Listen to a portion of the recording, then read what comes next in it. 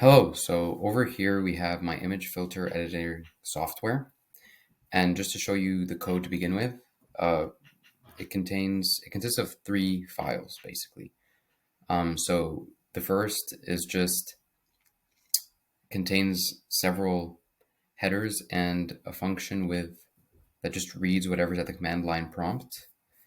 Next we have just helpers.c, which basically contains the code that I mainly wrote. It changes the RGBT values of the image based on the command entered in the command line prompt. And it's approximately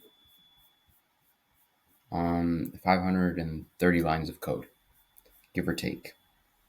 And the last one is just a simple file with the function prototypes referenced in filter.c. Now, to show you how it works, we're going to start off with a bitmap file image. Oops, that was a spoiler alert. Here it is. This is the image that we start off with. And then based on whatever command we entered into the prompt, changes the image accordingly. So for example, here where you see my cursor, we'll start off with filter-g yard.bmp yardgray.bmp. What this does is it basically makes the filter program run, which is the program that we're using right now. And -g means you're going to apply a grayscale to the image. Yard.bmp is the input file and yardgray.bmp is the output file. Now, to save time and to save the loading, I actually ran these prompts in advance.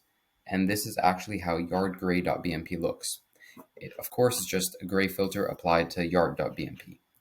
And then next, if we wanted to change the filter to R, which stands for reflected, it'll take the yard.bmp input and give you a file called yardreflected.bmp. Now notice in the original image, there is a person standing on the right. Okay, now in the reflected image, the same person and other features of the image get reflected. So that person is standing on the left.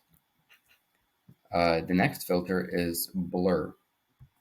So -b activates that command and gives us an output file with the yardblur.bmp.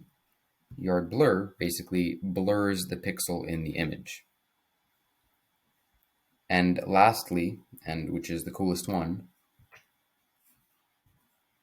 yard edges -e means that you're going to create an output file where the different edges are detected in the image.